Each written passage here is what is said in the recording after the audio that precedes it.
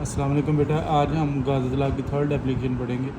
Find electric field intensity. बेटा आज third application में भी हमने ई का ही आंसर देना। हमने फर्स्ट एप्लीकेशन में भी इलेक्ट्रिक फील्ड इंटेंसिटी का आंसर दिया था जो 0 आया था। सेकंड एप्लीकेशन में भी इलेक्ट्रिक फील्ड इंटेंसिटी का बेटा आंसर दिया था जो सिग्मा 2 एप्सिलॉन नॉट आया था। आज हम दोबारा थर्ड एप्लीकेशन में भी इलेक्ट्रिक फील्ड इंटेंसिटी को कैलकुलेट करेंगे, लेकिन कंडीशन आज मुख्तलिफ होगी। वो कहता है इलेक्ट्रिक फील्ड इंटेंसिटी का आंसर दे between two oppositely charged parallel plate, यानी कि दो मेटल प्लेट हमने पैरेलल डायरेक्शन में सेट करनी है। तो बेटा हमने ये एक फिगर बनाई है, इसमें हमारे पास एक यूनिफॉर्म इलेक्ट्रिक फील्ड है। अपर जो मेटल प्लेट है वो पॉजिटिव चार्ज है, जो नीचे लोअर मेटल प्लेट है वो नेगेटिव चार्ज है। ठीक है, इलेक्ट्रिक फील्ड बेटा आपको पता पॉजिटिव से स्टार्ट होती है, नेगेटिव में एंड हो रही है। इन शॉर्ट बेटा हमने इलेक्ट्रिक फील्ड इंटेंसिटी कैलकुलेट करनी है। तो आपको पता इलेक्ट्रिक फील्ड इंटेंसिटी कैलकुलेट करने के लिए हम गॉसियन सरफेस को अज्यूम करते हैं जो 3 डायमेंशन होती है। बेटा हमने एक गॉसियन सरफेस इसके अंदर अज्यूम की है। दोनों प्लेट के दरमियान याद रखना एयर या वैक्यूम है, मीडियम कोई नहीं रखा।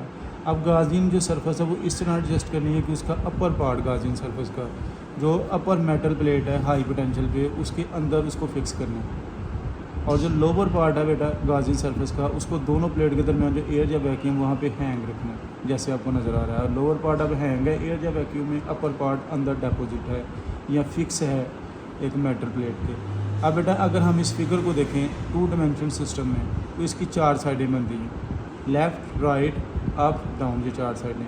लेकिन बेटा हकीकत में गॉसियन सरफेस क्योंकि 3 डायमेंशन होती है तो रियल हम 3D में इसकी बात करेंगे। 3 डायमेंशन सिस्टम में बेटा इस गॉसियन सरफेस की 6 साइडें बनेंगी। वो 6 कौन कौन सी हैं बेटा? Left right up down front back.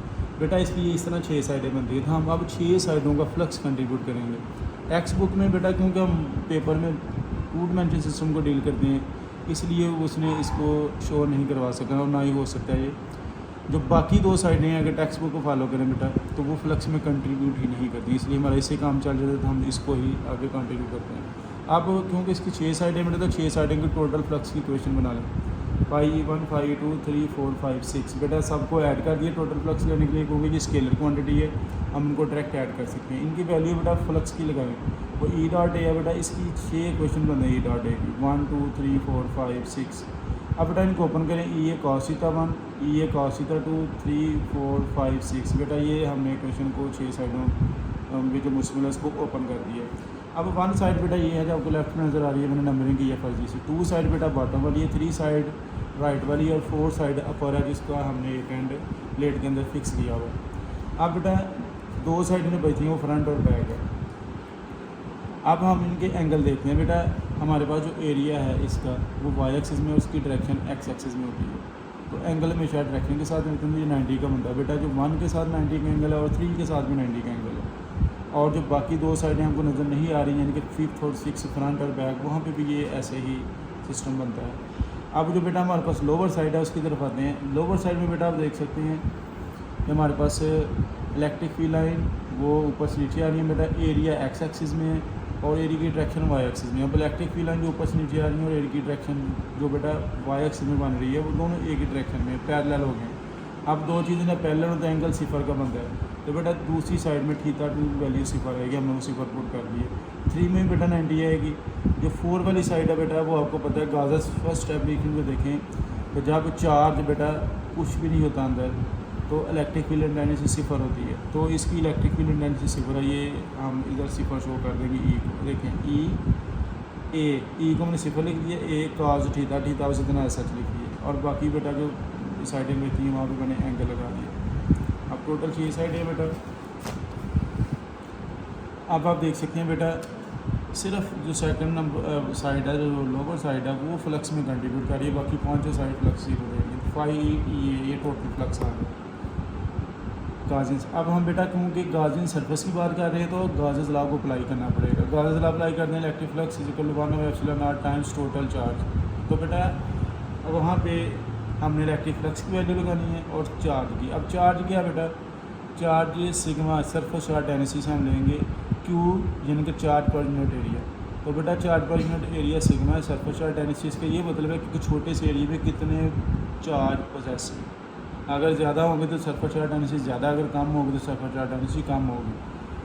आप बेटा क्यू की वैल्यू इन शॉर्ट में चाहिए तो क्यू आ जाएगा ए सिग्मा, ये क्वेश्चन। अब गाजर में क्योंकि पैरामीटर ही 2 हैं 5E और Q, इन दोनों की वैल्यू हमारे पास मौजूद है।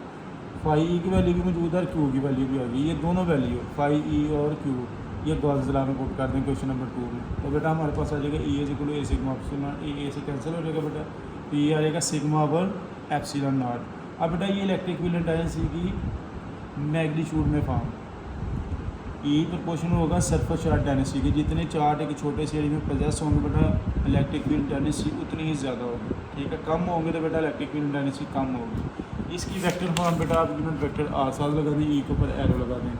इसका ये मतलब है बेटा कि जो इलेक्ट्रिक फील्ड इंटेंसिटी की डायरेक्शन है वो पॉजिटिव प्लेट से नेगेटिव प्लेट की तरफ है। ये तो हुआ मुकम्मल क्वेश्चन।